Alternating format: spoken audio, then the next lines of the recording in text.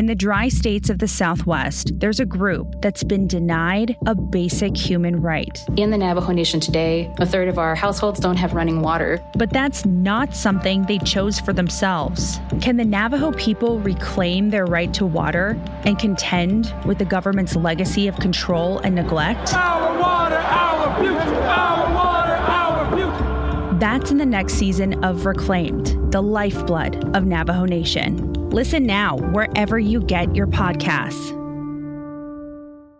I think it's a record that is about so many things, just like written from lived experience. And part of that experience is like moving through the world as a trans woman. That colors so much because people feel so strongly about that. It's so hard not to have weird self-conscious thoughts around that and stuff and anxieties around that. Beyond cis male, cis female, non-binary, trans male, there are more. They're swimming in like the gender soup of different experiences. Gender is like a marker of time. Thinking critically about what inclusion means. So much of womanhood is tied to whiteness, is tied to thinness. How do I identify myself? Faggot. Non-binary. As femme as humanly possible. I'm a cisgender gay man. A binary trans woman. Theatrical and flamboyant. Dykes who identify as twinks. A gender conscientious objector. I just kind of forget that I have a body. Drag helped me unlock the power of my femininity within a masculine persona. Transitioning when you're older, it opens up an entire world of possibilities. I bloomed, I blossomed. Comfortable in my physical body for the first time in my whole life. Existing in a more nuanced way. In thought, in imagination, in fantasy. My gender in my head feels like the cosmos, just fully unknowable even to myself. I wasn't trying to be a gender, I wasn't trying to be a race, I was trying to be a point of energy in the universe. That's amazing. I love that.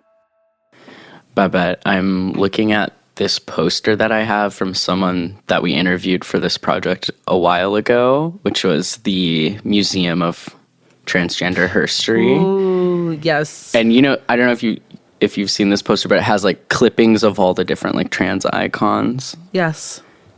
There's a Teletubby on it. And I'm staring at that right now. Wait. Going, did I miss a news item? Listen, have you seen the Teletubby in like the cow print hat? Because that's me. Yes. Because that's literally me. So it's that's good. crazy. That's a good Halloween costume. I wanted to do it. It's so good. You got to. I feel like that project, Martha, reminds me a little bit of our episode that we did last week about the Transa album. It's really fun. I love queer spaces, obviously, and I do sometimes love it when it gets like extremely niche and like these are all like trans. No, totally. It's like, I mean, especially in like making art, like it's like the Transa album is also like kind of capturing like this moment in time, like which I think is really cool, of just like kind of this like web of connection of like trans folks, and I love that. We actually watched Chris Vargas's, like, who started Martha.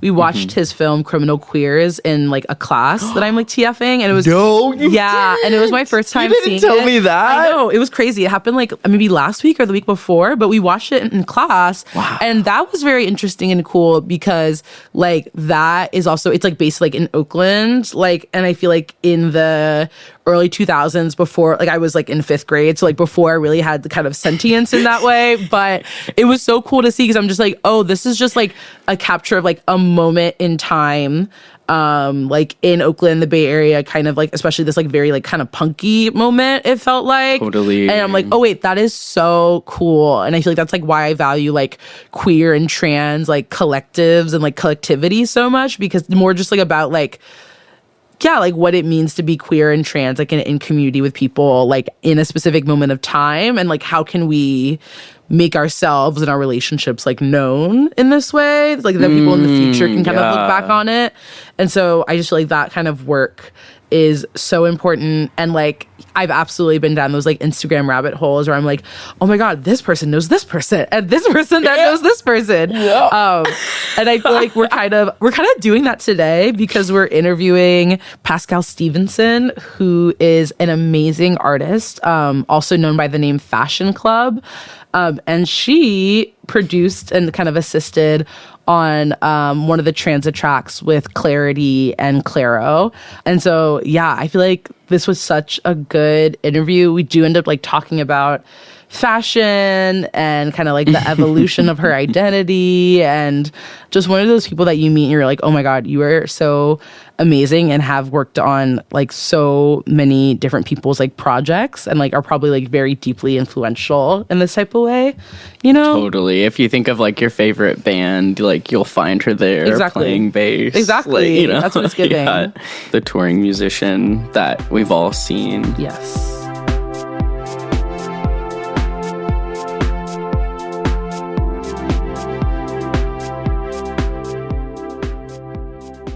I'm Pascal Stevenson. I have a musical project called Fashion Club. My pronouns are she, her. Not much more to know. What instruments do you play? I play bass, guitar, and keyboard. Okay, fun. Cool. None of them well.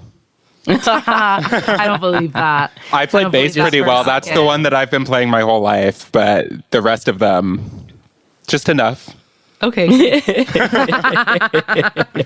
You dabble. I love that. Is Fashion Club from Daria? No, people always ask me that. I mean, I watched Daria a lot growing up, so I feel like maybe it slipped its way in there. But I think what it actually was is I either saw a store at the mall that was called that, or it was a label on like a shirt from the 90s. You know, those labels that you see in thrift stores where you're like, I've never heard of this in my life. Yeah, totally. So it was one of those things, and I just thought it was funny. It's like so general, it becomes specific. Yeah. Yeah. I will say I had an attachment to the fashion club at my high school because I had a friend that was in the fashion club because we had one at my high school, and she would get notes from the teacher to pull me out of class because she was like, oh, I need Pascal's help with something for like the fashion show that's coming up, or like organizing these clothes or something. And so I would ditch class by like getting notes from this fashion teacher that didn't even have me in any of her classes. Wait, that's so sick. It's a fashion emergency. Yeah, exactly. I was really good at ditching class in high school. Oh my God, yeah. Via like teachers, basically. Yeah, I feel like that's really gay to be like, all of these teachers like me, so they will just let me like ditch my other classes to hang out in their classrooms with my friends. It's like friends with all the moms vibe. Yeah. You're just like, well, I did always just connect with women of a certain age. It's like, so Susan, tell me about the divorce. What's going on? Yeah, totally. Susan, you're looking good. How did you like get into music? Would you kind of like walk us through that, or like when did it start? Where are you from? I grew up in LA, cool.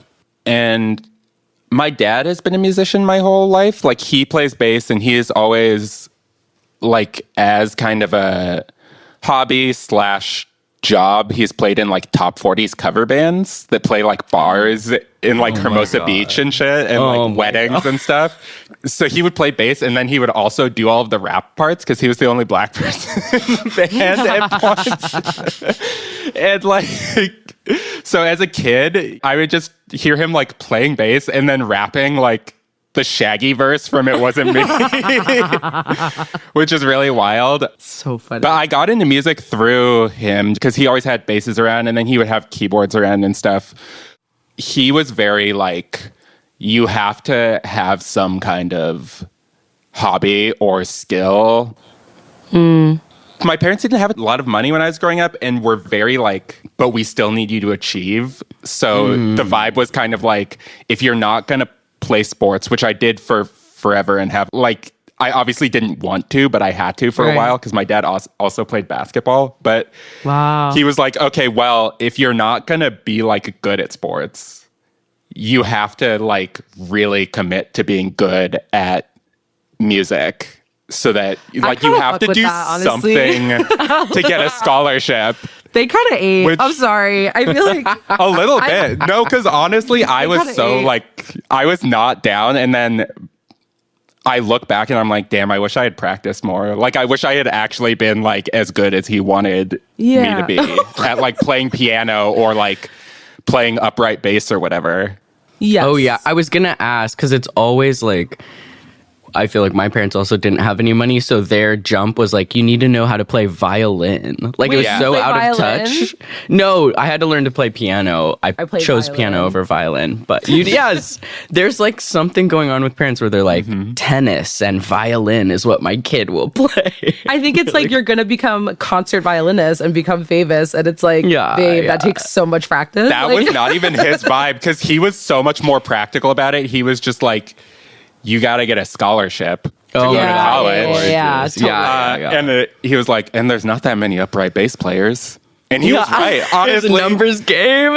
Honestly, he was right. You're right. Also, he did eat with that because I did get a scholarship to go to the first college that I went to for a year. And then I transferred to an art school where I like wasn't good enough to get oh my God, a scholarship just for playing bass. And it was like, well, now I fucked up your plan anyways. And look at me now. Look at you now.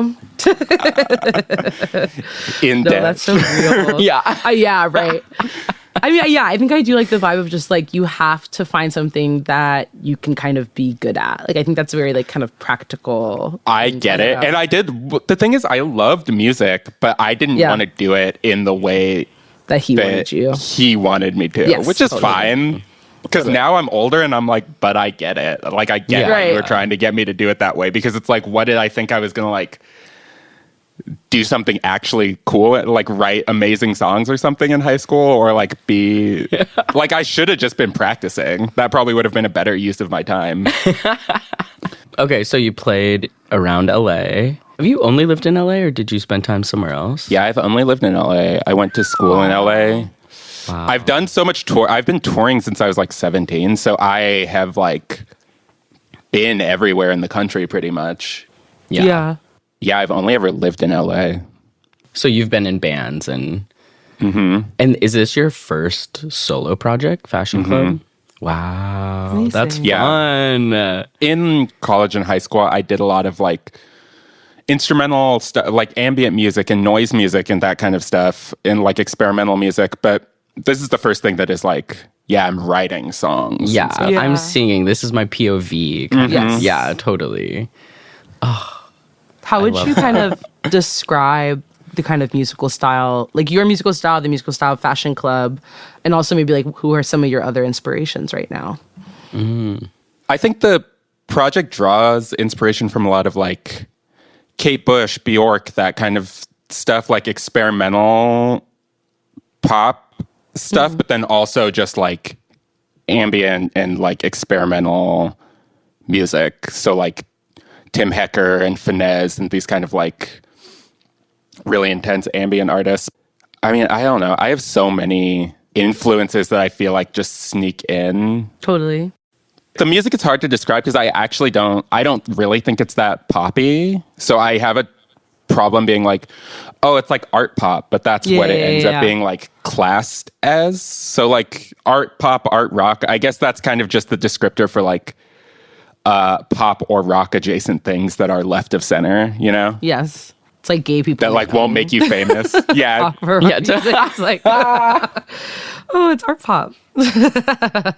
So since like transitioning, do you feel like has that affected your work in any way, or do you feel like you're still making exactly the same music, but I don't know, you feel different? No, it's so different. Really? Yeah, 100%. Well, because before transitioning, I was essentially to the world, and I know you're not, whatever. I always have trouble with like, because I know what I want to say, but I'm like, okay, but like trans people don't want to hear me say that, but I was essentially just like a straight guy. You know what I mean? Yeah. Before transitioning.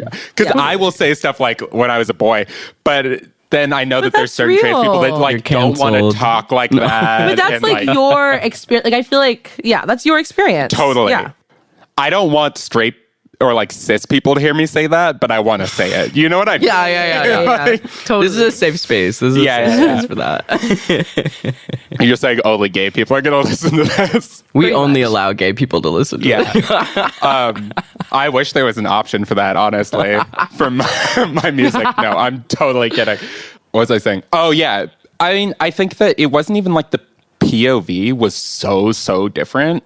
It was more just like what I felt, my like self-consciousness about being viewed by the rest of the world a certain way was so different, and what I thought like people's expectations of me was so different, where I was like afraid to do anything too like feminine or whatever, which is crazy because at the same time I was like painting my nails and like taking any opportunity I could to wear a wig. And I was like doing a bunch of gay shit, but I was like, I did look up a moaning video where you are like dressed up, and I was kind of like, oh, interesting. I wonder how this aligns like with the timeline.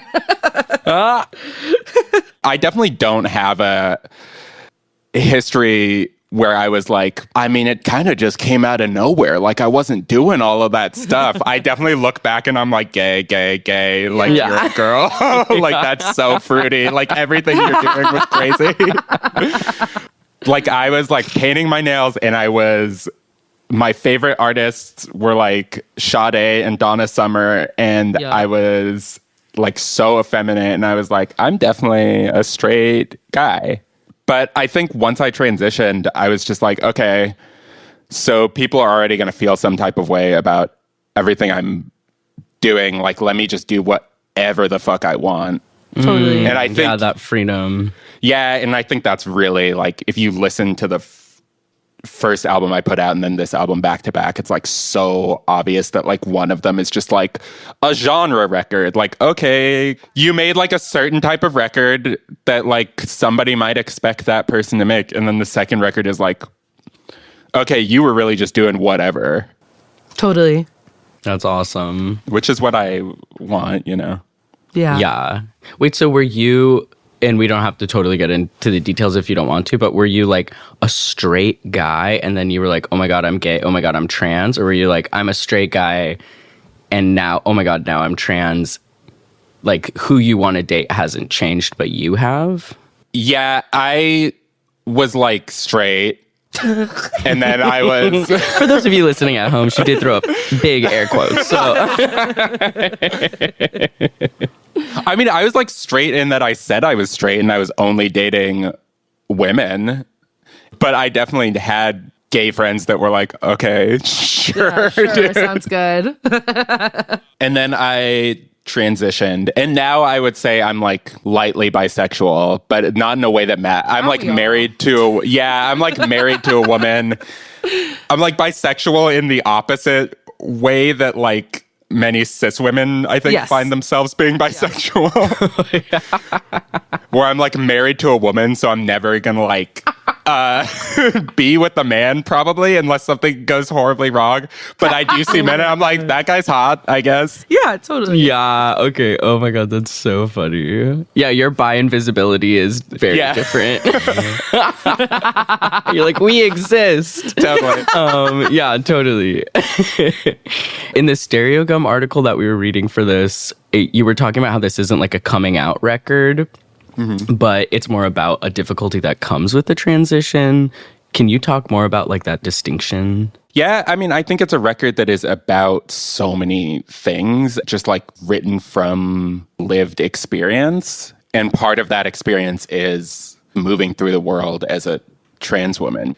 That colors so much because people feel so strongly about that. And like, it's so hard not to have weird self-conscious thoughts around that and stuff and anxieties around that I think it informs a lot of the way that I move through the world and how I live. So, I mean, the record is about like anxiety and regret and all of these kind of things that I think are very universal.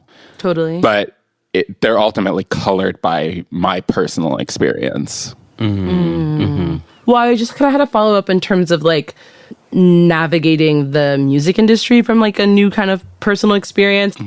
I've unfortunately dated quite a few musicians. That is unfortunate.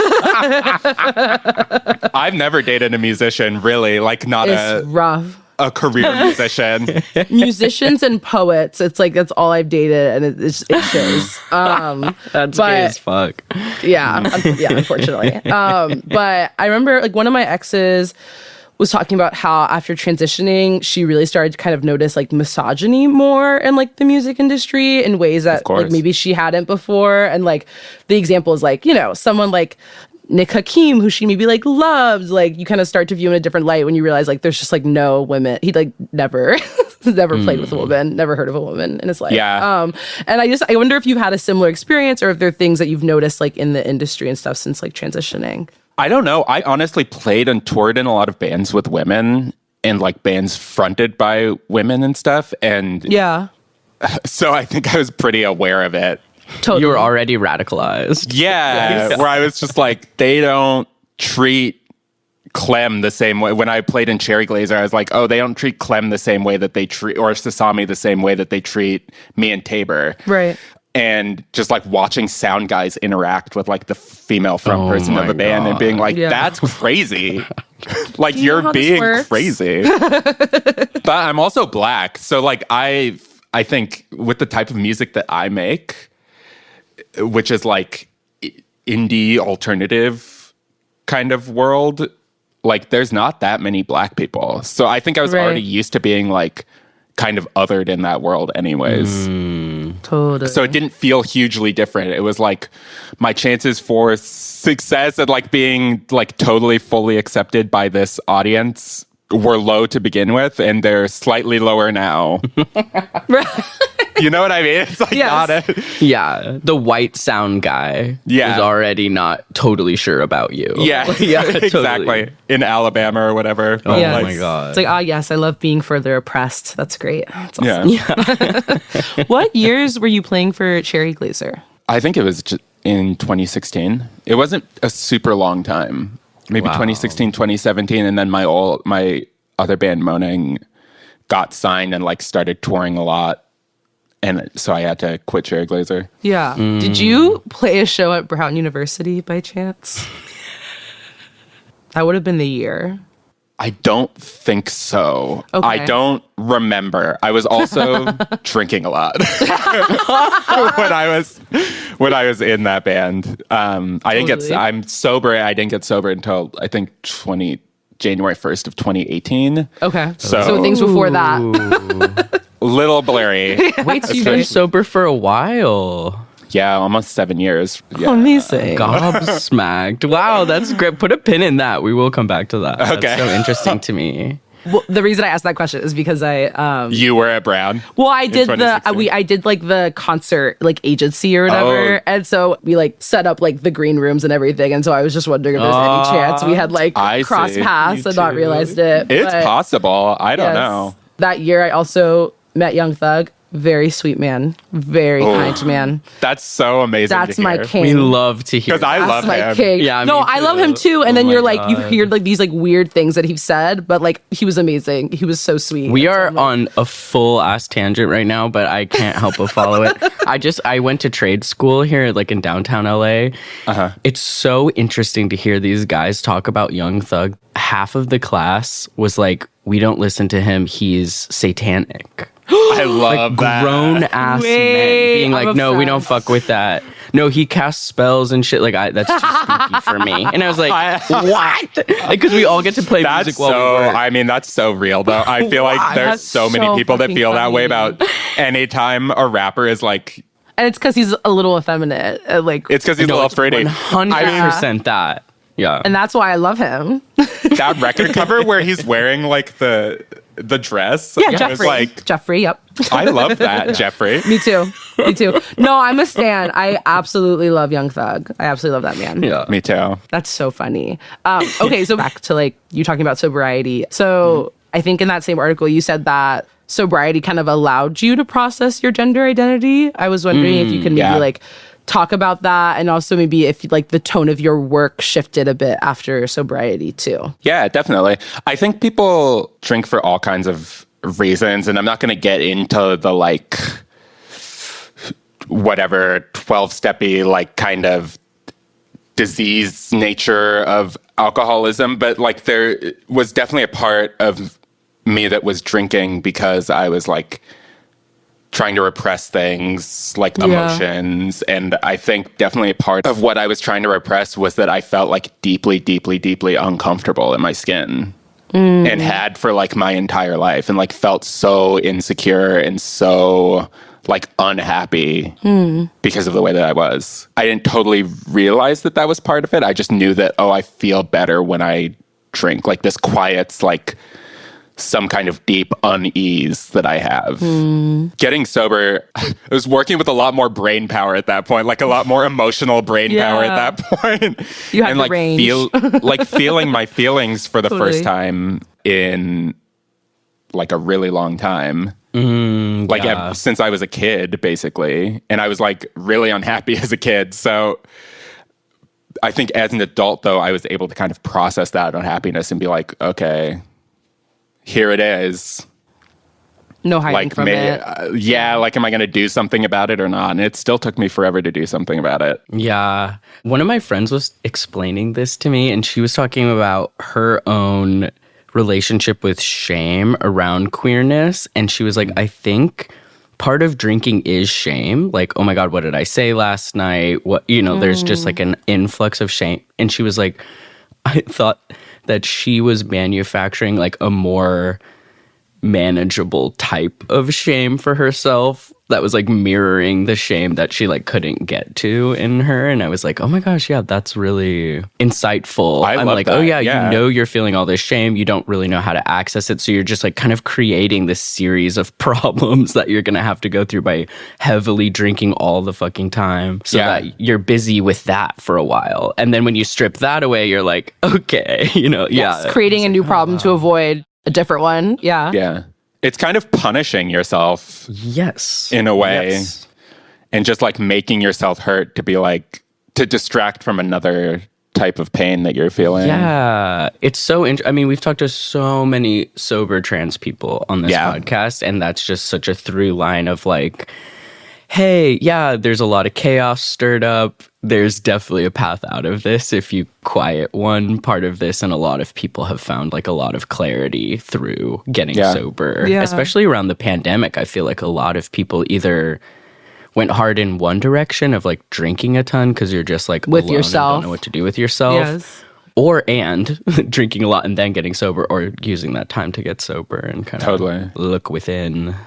Yeah. And do you feel like that then kind of shifted the tone of like your music I mean, obviously if you have to kind of confront yourself, I'm sure the music sounds different, but the sobriety. Yeah. I mean, I wasn't really writing music.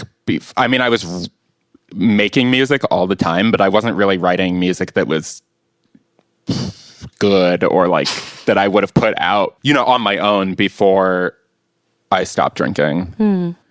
I think I didn't have like the discipline to be honest. Yeah. To just be like writing regularly and editing and, fine tuning. Yeah, totally. Wow. That's so interesting. I really thought that you had gotten sober more recently. So that's really cool. Yeah, it's been a long time because it still took me then like 2 years or something to actually come out. But that is what it is, Yeah, totally. Oh my God. Yeah. That's not even that long, I feel like. No. Yeah, truly.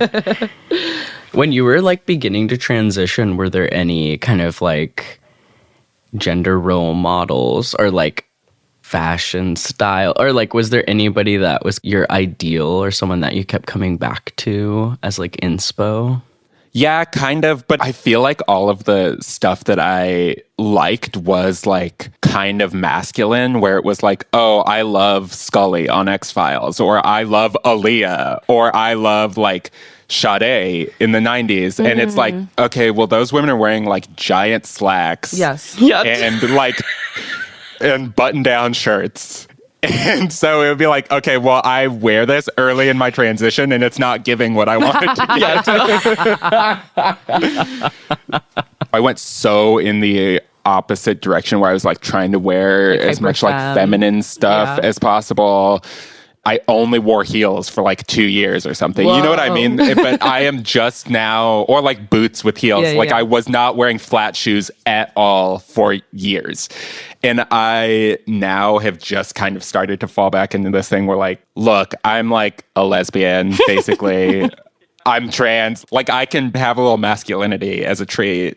Which I think is something like so many trans girls do, where they like go so far in one direction and then you see them like 5 years into their transition and they're like so butch. I don't think I'm gonna get there necessarily. Yeah, but you realize like, oh, actually I'm a tomboy. I'm not like the super But you have to work through so much shit to like find what your like actual personality is as a woman, you know? Absolutely. Totally. What kind of went into your fine-tuning? What's your kind of approach to clothes? Are you like a online shopper, Pinterest board kind of person? 100%. Yeah, okay. Yeah. I love knowing this. I don't like shopping in person. It like stresses me out. I do it occasionally. I can have a real euphoric thrift store moment, especially on tour it'll happen. Ooh, yeah. In a place where it's like okay, this rural, isn't pick through. It's like where you could like get so much like shit. Sometimes the thrift store is really hitting, but like for the most part, especially in LA, I'm not having a good time shopping. You have to go so far. You have to go like an hour away in LA to like find an okay thrift store. I like buying nice clothing. I like buying expensive clothing, but I don't want to buy it at full cost or anywhere near that ever. Right. So it's like I'm buying that kind of shit on Depop or Poshmark or like or like the Real Real, or I'm buying it 70% off 2 seasons after it came out on fucking Essence or something. You know what I mean? Like I like shit. I love the hunt. I love the hunt. I mean, Essence, that's like I like what tabs do I have open right now? Like eBay. Like it's just like I love that shit too. Yeah. eBay. Period. So I love that stuff, but I'm not about to go into some store in LA that sells designer and just like try shit on and I mean, I would honestly, if I had the money, maybe I would like shopping more. If I was like literally a millionaire, maybe I would just be walking into Vivian Westwood and being like, okay, no, exactly. But like, yeah, I feel like unless you're incredibly like, rich, like thin, it's just like shopping in person or like, like normative in those like specific ways, like shopping in person is just like absolute hell.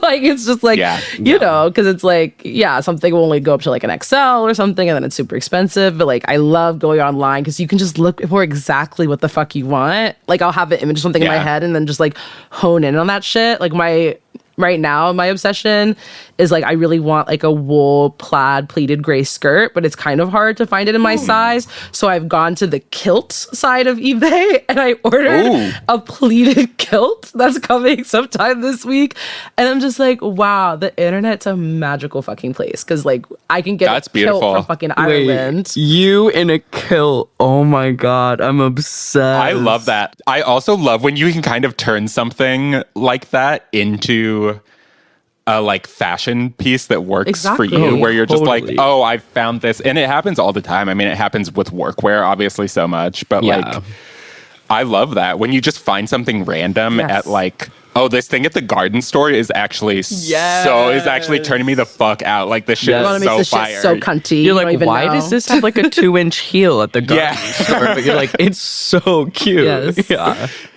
Oh, the other thing about shopping in person for me is I like am so picky and I need to go deep and I need to look at all of the options and like so it's hard for me to go into a store and be like, yep, that's it. That's exactly especially if what I want. It costs any significant amount of money. Totally. Yeah. And I also don't want like some random person breathing down my neck being like, that's so cute. And I'm like, oh my god, you need to leave me alone. I'll tell you if it's cute. Totally. Don't tell me what's cute. Like, do you need help finding anything? You're like, you literally just asked me, and the answer's still no. Thank you so much. I understand that this is your job, but and like all respect to those employees, I know they're literally just like trying to make it work in that job or whatever, but No, it's just not the environment that is like conducive to me finding what I desire and need. No, absolutely not. Do you use Reddit? I feel like some of my like trans friends have resources that they share. It's like, these are actually cute shoes that go up to this size.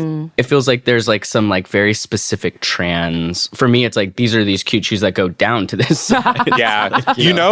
I always look. I first of all don't trust anything that I see on Reddit surrounding trans stuff, because I feel like so much. I love that. I think it can be a very helpful resource, sure, to just like find community when you're early on in your transition. But I see so much shit on Reddit where I'm like, don't say that. Or I'm like, that's not true. That's so funny. Or I'm like, you're projecting. Like, you're taking your experience and projecting it onto the entire trans experience. And some girl that like just started transitioning is going to see that and be like freaking out. Wow. Yeah, that's real. That's very real. Not that, I mean, I think there's obviously so much amazing shit on there. And I have definitely seen shit on there where I was like, oh, this actually helped me not worry so much about this thing or whatever. But I just try not to be like, because I saw it on Reddit, it's true. But then the other thing about Reddit is when it comes to the fashion stuff, I've tried, and especially early on, I was like, let me go on Reddit and see if I can find some shoes that will fit me or some pants that will be long enough. Yeah. And I look at the clothing these girls are suggesting. I'm like, respectfully, absolutely not. I'm never going to wear that in my life. That is very real. That's very real. It's never going to be your specific style. I have clicked through some things where I'm kind of like, oh, okay, that's what we're doing. Like, I don't think I would ever use this testosterone needle zipper case, that's like very crazy looking. Yes, you pick and choose. You pick and choose. Yeah, totally. The thing that sucks about this is that a lot of them are expensive when it comes down to it. But I have thought about like putting together a list of all of the shoe companies I've seen that go up to at least my size, which is 43. That's my size too. Yeah. That's still pretty low. No, it's not that big. That's like honestly, a size 12 women's, I think, right? Exactly. Yeah. And so that's like pretty low still as far as trans girls are concerned. So I don't know how useful it would help some people. I don't know. It wouldn't help my friend that has size 15 feet. Right. And it's also like, I don't know that anybody wants to hear like, yeah, there's these shoes. They're like $500, but they're really cute and they go up to size 43. So I guess wait for them to go on sale, girl. Well, I was going to say, I feel like Essence, like you said, actually is kind of good for that, because Essence will usually have a lot of kind of unisex brands. So like if you can find it in one, you can usually go over to like the quote unquote men, but it'll be the exact same shoe.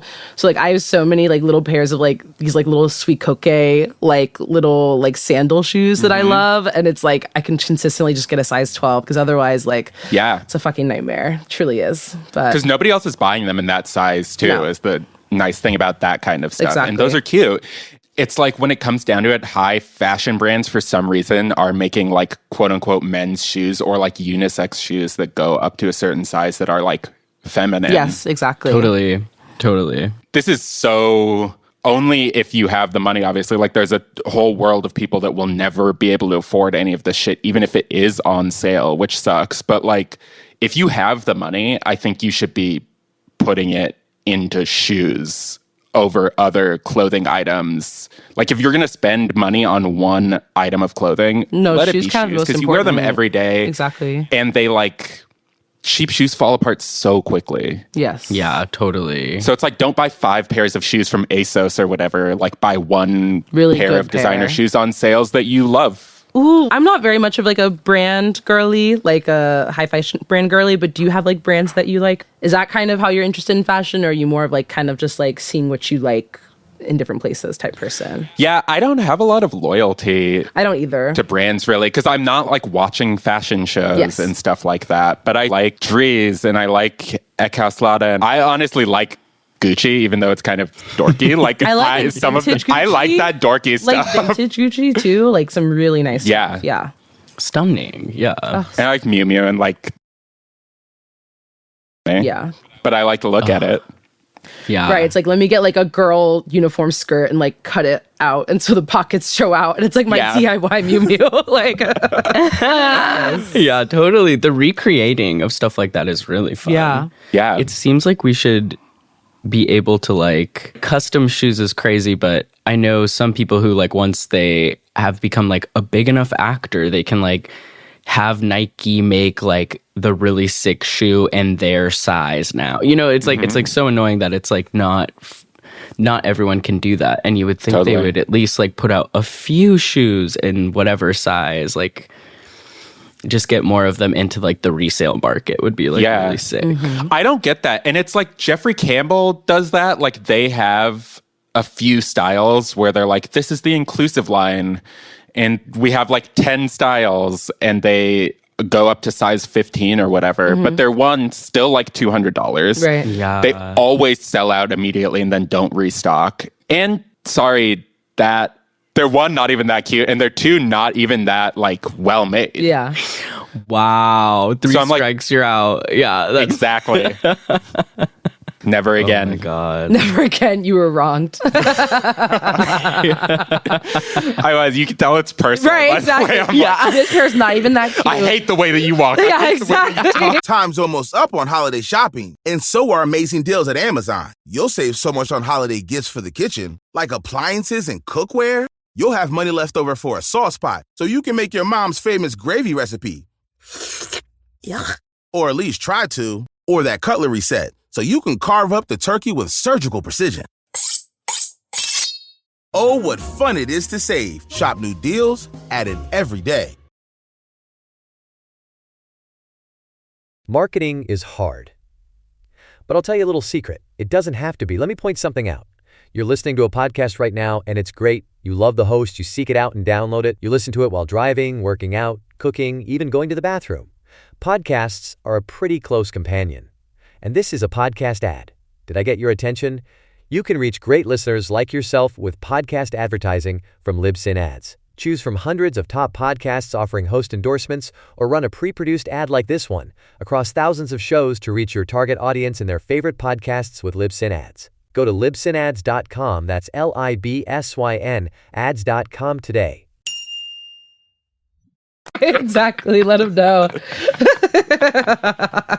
Oh my God. This is pivoting a bit back to kind of like music, but you co-produced Many Ways by Clarity featuring Clairo for Transa. I was wondering, can you kind of tell us a little bit more about the experience of working on Transa and like what that project means to you and what it was like? Yeah, that was something that Clarity brought me on to, because we had started working on that song like years ago as part of a EP that she put out that I like helped her produce. We didn't end up using it for the EP. I think it was like, oh, we could actually go harder on this or like change this up in some ways. So it got kind of shelved. And then when she got asked to do the Transa thing, it was one of the songs that she sent to Clara to be like, do you have any interest on singing on this? She did. And then because I think I had worked on it originally, she brought me on to help her produce it with our friend Gabe. And so we just spent a few days like reworking it into something that suited like Claire's voice a little bit more, and then like felt just a little bit more dramatic and a little bit more dynamic. Cute. Are you like excited for this rollout of this album? Does it feel different than your first one, or how are you feeling? Yeah, I mean, it's been insane. Like all of the songs well, not all of them, but two of the songs I've put out have been with other artists that I really respect. So the first one was with Julie Byrne, and then the second one is with Perfume Genius. And like, so sick. The response to those was like way crazier than anything I've put out before, obviously, because a lot of it is their fan base. Having those fans hear that song and be like, I love this, was like really great. It's amazing. Yeah. So I'm just hoping that the rest of the record without my cool friends on it can grab people. Just little old me. Yeah. What's your relationship to meeting fans that really like identified with your work? In what sense? You mean like at shows and stuff, or like? Yeah. Like, do you think you'll go on tour for this album? And what does that feel like to you to be the trans person that this person was able to see? I haven't like experienced that yet, really. Oh, yeah, totally. Or at least not in a way that somebody has like brought to me. Because the touring I've done has been fairly minimal, and the like opening tours I've done have been, one of them was for Shamir, but it was before any of this music started rolling out. So it's like those people had never really heard of me. And then recently I've toured with the Breeders, and I toured with Proto Martyr, and it's like their fans had never heard of me. Wait. You toured with the Breeders? Yeah. I did like 2 shows with them in Texas. That's so sick. It was incredible. They're one of my favorite bands ever. Yeah, same. Oh my God. That's really awesome. But it's like their fans didn't know who I was. So if they were seeing me, they were like, there were a lot of people that were super nice about it, but the reaction has mostly been like, I've never heard of you. I really like that. I'm going to check it out. Yeah. But what is stamp of approval to be like, I'm the opener for the Breeders. So it's like, okay, yeah, you're already starting from such a sick spot. Yeah, but that's awesome. Wow. But my hope will be that it reaches some people in that way once the record comes out. Totally. But yeah, I would love that experience of having people be like, this really helped me. Yeah. The interaction I have had multiple times, and I think this is just because like straight guys are really comfortable talking to anybody. Right. But like I have had a lot of straight cis men come up to me after shows and be like, that was so beautiful. That made me cry. Oh. Which is and, interesting. Maybe those aren't men. So I know. Tea on that. Maybe that's those aren't men. Because I'm always eggs. just like, oh, okay. Interesting. You know? I hope so. Yeah. That's the important work, honestly. Yeah, exactly. Yeah. That's the groundwork. I would love that to be my legacy in any way. Of being like, I would love for somebody to be like, I came to your show and then realized I was trans. Yes. Yeah. Oh, that'll happen. I hope 100%. Absolutely. Yeah. People are on a razor's edge out there, okay? Yeah. No, I mean, that's about to fall off the cliff. You just push them off. A light breeze.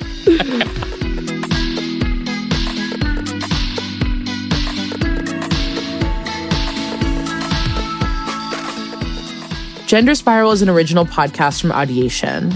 This episode was mixed by Matt Noble, and music is composed by CMD plus Jasmine, courtesy of Molten Heart, with art by Joey Hahn and graphics by Michael Tyrone Delaney. The show is executive produced by Ireland Meacham, myself, Babette Thomas, my co-host, Allie Beardsley, and Sandy Smullins, with additional story editing from Susie Armitage. Thanks so much to Pascal Stevenson, aka Fashion Club. Her new album, A Love You Cannot Shake, is out now. You can also find her on Instagram at fashion.club.la. If you like the show, please head over to patreon.com/genderspiralpodcast to support us. You can also check us out at genderspiralpod.com, where you'll find transcripts for each episode and a link to leave us a voicemail. And follow us on Instagram. It's at Gender Spiral. Subscribe wherever you get your podcasts so you don't miss a new episode. They're coming out every other week.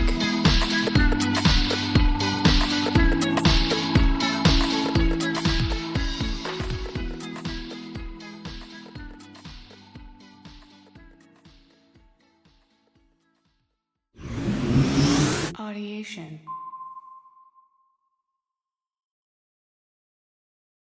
In the dry states of the Southwest, there's a group that's been denied a basic human right. In the Navajo Nation today, a third of our households don't have running water. But that's not something they chose for themselves. Can the Navajo people reclaim their right to water and contend with the government's legacy of control and neglect? Our water, our future, our water, our future. That's in the next season of Reclaimed, the lifeblood of Navajo Nation. Listen now wherever you get your podcasts.